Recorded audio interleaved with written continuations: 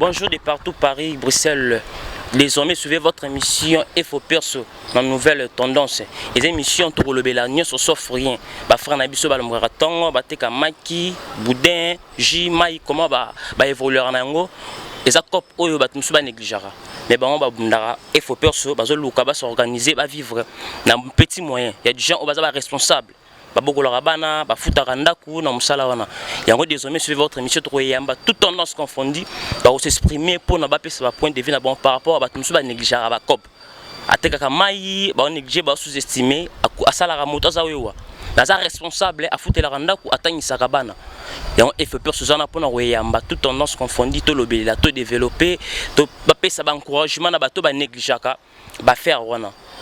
Toleka.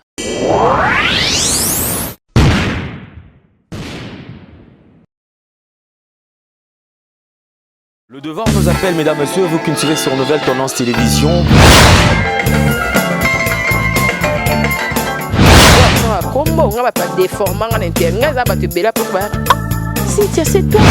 Avantage de la spiritualité, que la spiritualité étant qu'ils allaient pouvoir absolu.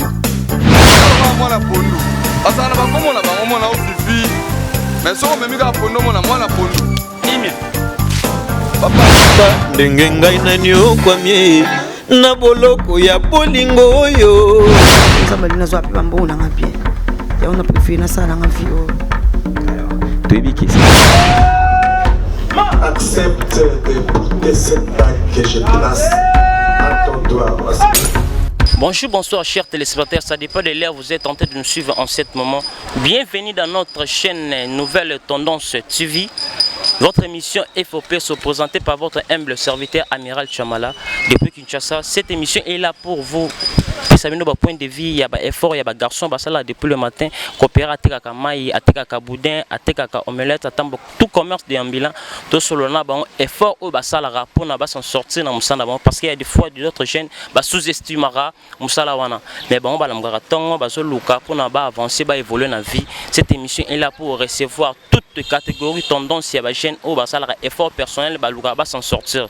Sans oublier to pesi merci na équipe technique au ba compagnie Bisso Tramo le suprême, il y a Maître Alidor na caméra, sans oublier Jordan Panzo na montage et notre cordon suprême Alain Dele le suprême, sans oublier notre équipe technique. On pense cet élément, on se retrouve tout juste après. Bonjour partout mesdames et messieurs, tous précisément dans la commune ya Kalamu, précisément dans le quartier Matongé, tous sur le terrain, tous continuer dans le solo la sujet na biso tous il y a comportement, il y a des garçons, comment va poser acte sexuel pour utiliser des similants, bankoro pour permettre bango ba limana ba mama malamu. Toi la frère na biso na terrain tout me concerner ce comportement na ya ça la honte passer la honte. Bonjour frère. Bonjour cousin. Comment Junior Flick. Junior Flick. Est-ce que je peux utiliser bankoro bon maman pour na ou pesa maman ou azana besoin? Pardon? Est-ce que je peux me la au litara bankoro ou me la bloc similaire pour permettre yo au bimana maman malamu? Ah. Mais précisément bloc bien sûr. Faut que ça là Nakamo Bokeno peut-être so kanara petit mot boya danger au kanara pendant que non kanara mais c'est pas vraiment que non gentil à au salarango excès to ba romi bomanzo to wana sérieusement parce que ni netin na rabino au salarango to kani momi elle a ba kanda momi asala ko acte mo bon besoin no succès to ya la rani to za désir ni bon mon désir et l'homme sous c'est vraiment difficile à expliquer en ligne comme ça, tu vois. Mais par rapport à petit, on peut être fier trop. Oui, petit, on va dire moi va fier. Oh, ligne ça va charisme. Je moi penser ni peu bonine. Petit, on peut rebi non petit, on peut avoir motora. La vitesse à Kanda. Donc tu comprends la frère Nabiso hier à Salara on a ba fi oyo bataka etembe il y a des filles qui ont approché mais on dit maoté mais on aurait utilisé ngo. To me ko so bien on a biso peut utiliser ngo. Chef peut utiliser quoi? ke bilo wana ezala mabe Utiliser ngo te bon. te na itizaka ngo te po nzamba pesinga makasi Ozana makasi na nzoto. naza makasi na nga nzoto akosala nango. Merci beaucoup.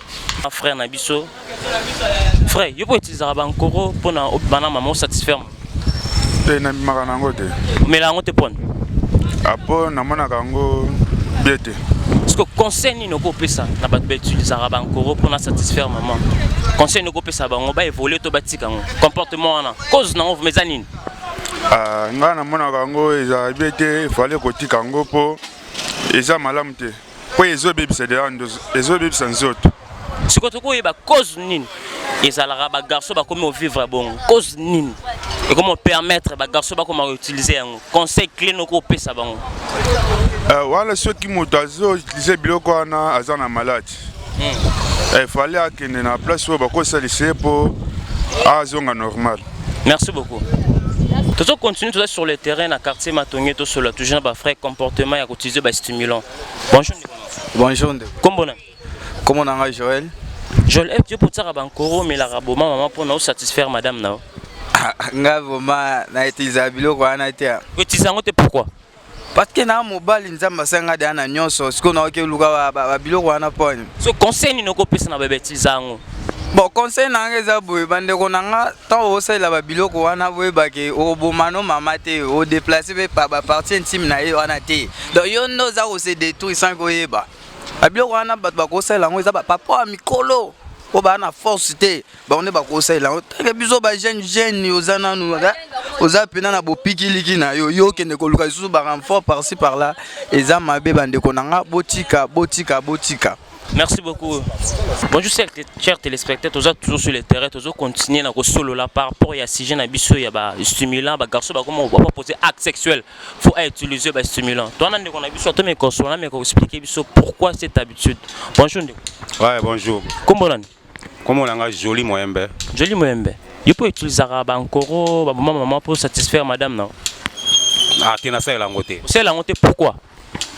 Bon, on a ça la ngoté pour et même en tout cas même corps na ba destination moko ya mabe donc et bébé ça corps à mobile quoi. Parce que c'est là yoko et ba nini comment pousser ba garçon ba comment utiliser ba biloko wana selon connaissance na yo.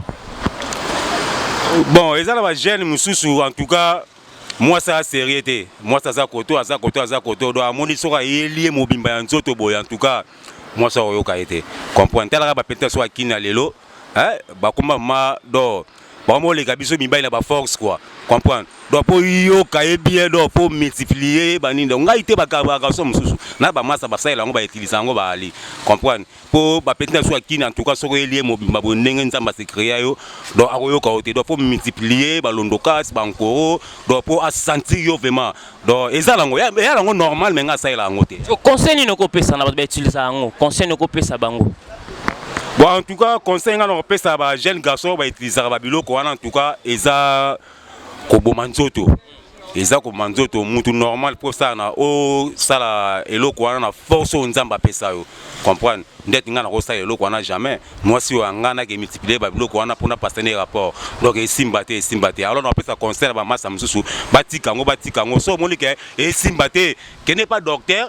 Ba docteur bazali akopesa okir okolandela ki wana ti okomona ke ça va mukongona normal okosepeli sa femme là c'est problème c'est mesdames je toujours continuer to ki ndiko na pesa pesi raison na pourquoi yé asela ngote ba o ba sela ngo parce que basi mamusu ba ratembe ba ça ba douteur na bon ba comment remela ba ki sona pour ba satisfaire bon parce que ba ratembe. Merci beaucoup toujours continuer toujours sur le terrain toujours continuer émission na bino FO perso tous ande on a biso de ambulant atekaka ba matière no so mona ba nkoro ba kita mata to me ko solo na par rapport à sujet oyo. Bonjour ndeko. Bonjour. Comment on? Joël. Joël, you peux utiliser ba nkoro ba kita mata? Bon, ngati zango penateur. Utiliser ngote point. Encore kita mata lapin ezabo. Net ba to tizango ba père ko azakeno aza fatigue. Aza son endurance te ya kosalela ngo mais ngani na boyona jeune. Na endurance déjà. Bon on attend sur l'audition. Sikondo te kango ba nel bina ba somba ngo ba client na yo par rapport ya ba jeune ba papa nel bina ba somba ngo trop. Bon ba to somba ngo pre déjà ba père. Ba père nde ba somba ngo trop. Nde ba somba ngo trop. Ba jeune ba somba ngo mingi te. Ba jeune ba somba ngo rare. Nde te kango bo te kango parce que yebi ke sunga ba jeune to par rapport à quoi? Mais quand on peut expliquer biso o te ka eloko o yebi ke sunga ba to na nini? Effectivement. Bon. Net kitamata et sungara batu eza njete moko eza bololo.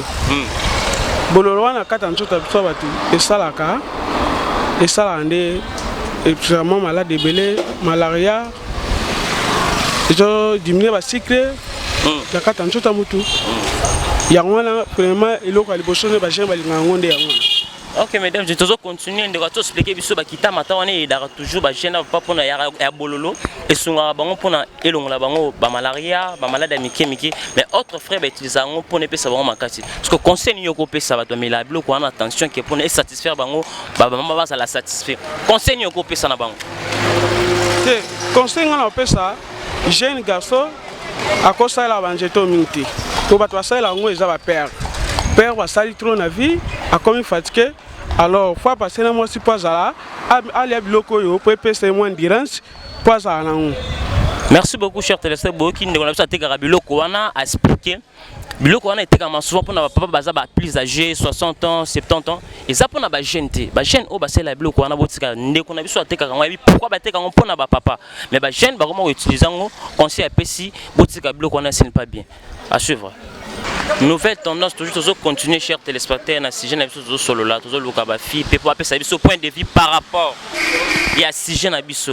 Bonjour maman. Bonjour papa. Comment on Comment on maman Nadège. Maman Nadège. Est-ce que vous pouvez dire que produit stimulant, bankoro, bagene, maman, papa, comment on met là pour satisfaire bino? Comportement on a. Cause dans les années. En tout cas, cause nango vraiment na yebite za kaka ko au moins mutu so linga sala aleka o nzamba pesa ye alinga donc oza e cause un peu complexe o lingo lekisama ye o nzamba pesa par rapport à capacité na yango wana ezo tinda batu tina babiloko wana ya kozwa ba stimulant wana yango wana na komona eza nga amunyo peut-être des complexe parce que nzamba pesi mutu capacité na ye na nyonso tout place akoki kosukisa yango mais biso to solo na ba film so ba biso bino nde bolinga rebelle bon bolinga ba 4 5 plusieurs coups yango comment pousser papa mais la biloko wana pour pas satisfaire est-ce que bino nde bo pousser ba mais la biloko wana te bon pona ngai ngape naza une femme mariée na tina mbali na ngate amelango mais toza na mokilo eza na makambo ebele basi baza na makambo na bango ebele ozomona bango peut-être pe bakoko zala batinda ba mibali na bango na babiloko wana mais ngai en tout cas na koko tinda mobali na nga asa biloko wana te parce que ezo baby sa même nzoto stimulant nyonso tout même siko ke na hôpital bazo conseiller yo na moment ya faiblesse o mela kisi o médecin o yebisa o mela na moment ya faiblesse mais na moment oza makasi ko mela te donc eza ba biloko ya ko sala eza ba dose nango eza ba inconvénient nango mais excès de stimulant na nzoto bomaka même ba organisme na kati ya nzoto et lelo mobala yango zo l'exceller ba dose ebele suka komeli yo pe faible yo mo pe ka soza un problème donc tout s'adapter na oyo mobala zo pesa yo mwasi libala lokola ngai tout s'adapter na o mwanda mbu o mobala zo pesa po kolia lia mingi boye eza pe mabe et baby solo pe su mobali et kotina ona ba infidélité et kotina olobi lobo bandotala ba makango baleka kala yango faut te satisfaire kana oyo tozana ngo so conseil ne ko pesa basi o ba kuma ko tinda mbena ba ngba mela pona ba satisfaire conseil ne ko pesa ba mama o ba tinda mibali ba mela ba kiso pour ba satisfaire bon conseil ne ko pesa bon baninga no basi ba mama na ngai ba yaya na ngai biso basi ya mabala en tout cas nazo pesa bino conseil bo salela ba mibali na bino ba bio bo liesa mibali bitabe liesa e pomme et yango eza nat pour satisfaire yo mama na ngai leki na ngai bandeko na ngai basi siko suki yo zo pesa ba excès ya stimulant wana lobi ya baby basi ka eza yo te mama tala ba maladie ezebele ba infidélité o ezome makambo ebele na kati na biso couple nga na opesa bino conseil bo salela plus ba bio zo bitabele sa mobali na yo zo dongo lambela e sala ka bien na mukongo zo aloe vera salela e kipe mobali na ona ba bio pour au conserver malamu bo wumela. Merci beaucoup chers téléspectateurs qui maman na biso to pesa conseil alors ba maman bo qui parmi ben na ba aliment au bakolia bien peut permettre à bango ba utiliser des choses stimulantes base à la état santé moi pour ba ko satisfaire maman na bango sans comme la des choses stimulantes. Merci beaucoup. Sur le terrain toujours continuer na sujet na biso toujours ba stimulant tous en de qu'on a biso oh to me ko solo na pesa point de venir par rapport ya comportement wana. Bonjour ndeko. Bonjour. Comment est frère? Obed. Obed, tout le monde a couleur aux autres tout son nom qui. Est-ce que yo peut aussi la rabankoro ba stimuler pour nous satisfaire madame na? Te nga sali la monter. Aussi la monter pourquoi Obed? Pour bleu on est na be convenir belé. Be convenir ni oyo yebisela connaissance na. Donc, plus tard, sous ça, il a bloqué et s'il ça, il bat les forces comme impuissant, donc on va nous cocater sans un mot. Ceux qui ont été donc mon travail sur normal les alatés. So conseil ni noko pesa na bato ba utiliser yango. Donc bato ba utiliser yango conseil noko pesa yango bati kapozo de tout nzoto. Merci beaucoup ndeko na biso Obed, merci beaucoup na kozo pesi biso. Obed a pesi point de vue na pesi conseil na ba utiliser stimulant batika parce que ce n'est pas bien. Chers téléspectateurs, merci na attention na bino votre émission F perso. Tozala ki na terrain kolobela sujet na biso ya ba stimulant. Vous s'abonnez massivement à la nouvelle tendance cette émission F perso toujours le nion sauf rien ba développement ya ba garçon ba sala ba faire na bango ba tekaka maki mai ndé ba évoluer na yango to bo sanité partenaire na biso officiel ya Jani Sita depuis Switzerland. Merci na ozo sala pour émission F perso ba soutien sala na équipe technique na onyo so sala pour na to avancer. Nous sommes très connaissants na Jani Sita na ozo sala pour na émission F perso sa émission to le nion sauf rien à toute tendance. Soutien à bien l'émission Oyo et ça la bien toujours le bel comportement il y a des garçons comment utiliser des choses stimulantes toujours le bel toujours il y a toute tendance confondue. Merci beaucoup pour soutenir l'émission. C'est moi votre humble serviteur Amiral Chamala. Désormais suivez cette émission F perso dans une nouvelle tendance partenaire nabiso officiel ya Jani Sita depuis Switzerland. Merci na Ozo Sala pour l'émission.